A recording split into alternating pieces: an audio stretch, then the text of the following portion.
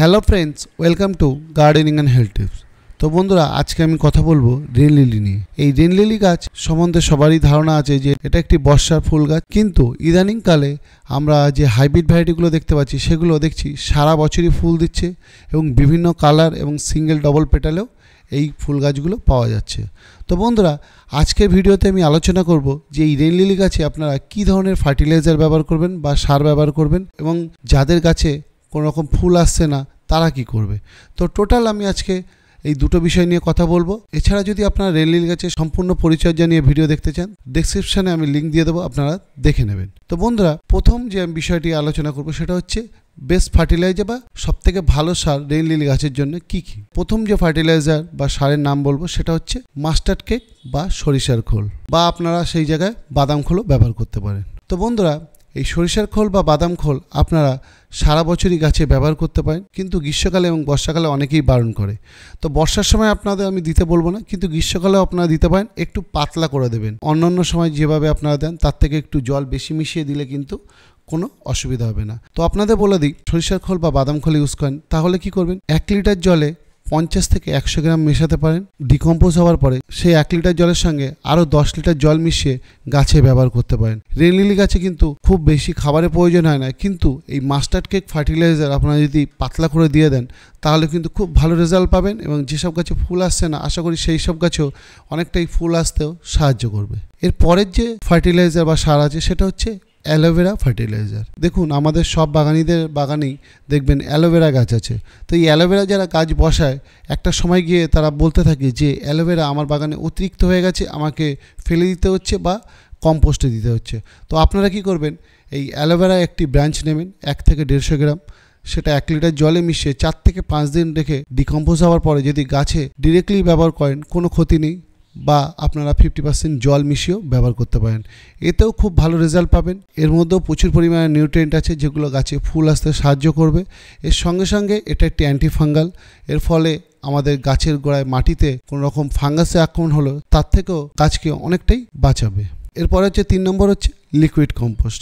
দেখুন, আপনারা শুধু কম্পোস্ট বা ভার্মি কম্পোস্টও গাছের গোড়ায় মাটিতে ইউজ করতে পারেন, কিন্তু একটা সময় আসে এই গাছ পুরো টবে ভরে যায়। আপনি যত বড়ই টব দিন, 1 থেকে 2 বছরের মধ্যে দেখবেন টব ভরে যায়। তো সেক্ষেত্রে আপনারা কি করবেন, লিকুইড করে নেবেন, মানে যে কোনো কম্পোস্ট জলে ভিজিয়ে 2 থেকে 3 দিন রেখে সেই লিকুইডটা আপনারা গাছে দিতে পারেন। যদি আপনাদের টবে গাছের গোড়ায় ফাঁকা থাকে তো ডিরেক্টলি আপনারা কম্পোস্টও ব্যবহার করতে পারেন। এর মধ্যে ভার্মি কম্পোস্ট, লিফ কম্পোস্ট এবং বাড়ির তৈরি যে কোনো জৈব কম্পোস্ট আপনারা গাছের গোড়ায় ব্যবহার করতে পারেন। পরের যে ফার্টিলাইজার সেটা আমি মাসে 1 বার করে ব্যবহার করি, সেটা হচ্ছে সিউইড লিকুইড। সিউইড লিকুইড যদি আপনাদের কাছে না থাকে, সিউইড গ্র্যানুয়েলও ব্যবহার করতে পারেন। আমার কাছে দুটোই আছে, আমি ঘুরিয়ে ফিরিয়ে ব্যবহার করি। সিউইড লিকুইড নিলে আপনারা 1 লিটার জলে 3 ml মিশিয়ে সেটা গাছে ব্যবহার করতে পারেন। আর যদি আপনারা সিউইড গ্র্যানুয়েল ব্যবহার করেন, 2 থেকে 3 চামচ একটি 10 ইঞ্চি টবে ব্যবহার করতে পারেন। এটাও গাছে ফুল আসতে আপনাদের সাহায্য করবে এবং এছাড়াও গাছের ওভারঅল গ্রোথেও সাহায্য করবে। আর সর্বশেষ যেটা বলবো, যেটা রেনলিলির জন্য খুবই দরকার, সেটা হচ্ছে রেন ওয়াটার বা বৃষ্টির জল। দেখুন, আমার বাগানে কিছু গাছ আছে যেগুলো বৃষ্টির জল খুবই দরকার লাগে, যেমন অর্কিড আছে। এছাড়া আরও অনেক গাছ আছে যেগুলো আমি বৃষ্টির জল জমিয়ে রেখে সেই গাছে ব্যবহার করি। তো সেক্ষেত্রে অবশ্যই আপনারা বৃষ্টির জল জমিয়ে রেখে যখন বৃষ্টি হবে না তখন সেই জলটি যদি গাছের গোড়ায় ব্যবহার করেন, আপনার গাছের ফুল আসতে অনেকটাই সাহায্য করবে।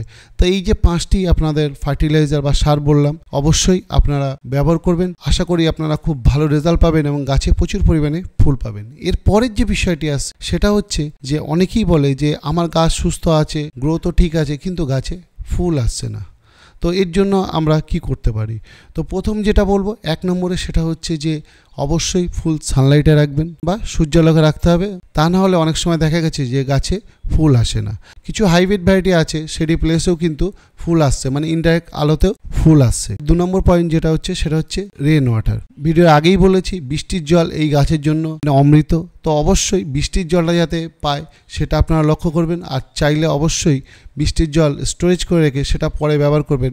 এটাও কিন্তু ফুল আসতে এই গাছে সাহায্য করে। এরপরে 3 নম্বর পয়েন্ট আসছি, সেটা হচ্ছে অনেকের গাছ বসানো আছে, গাছের গ্রোথ হচ্ছে, কিন্তু অনেক সময় দেখা যাচ্ছে যে মাটিতে নিউট্রিয়েন্টের অভাবে অনেক সময় গাছের ফুল আসছে না। তো অবশ্যই আপনাদের বলবো, যাদের গাছ গ্রোথ ভালো আছে কিন্তু ফুল আসছে না, তারা একবার রিপোর্টিং করে নিন। কারণ অনেক সময় আমরা যখন গাছ বসাই সেই সময় ঠিকঠাক খাবার দিয়ে বা ঠিকঠাক মাটিতে নিউট্রিয়েন্ট থাকে না, সেই মাটিতে বসিয়ে দিই, বা সঠিক নিউট্রিয়েন্ট থাকে না, তার জন্য অনেক সময় দেখা গেছে গাছে ফুল আসে না। তো অবশ্যই রিপোর্টিং করার সময় সঠিক মাটির মিশ্রণ বানিয়ে যদি আপনারা গাছটি আবার রিপোর্টিং করেন, দেখবেন ফুল আসার চান্স অনেকটাই বেড়ে যায়। আর ইদানিংকালে আমি অনেক কজনকে এই সাজেশনটা দিয়েছিলাম, পরবর্তীতে দেখা যাচ্ছে তাদের কাছে ফুল এসছে।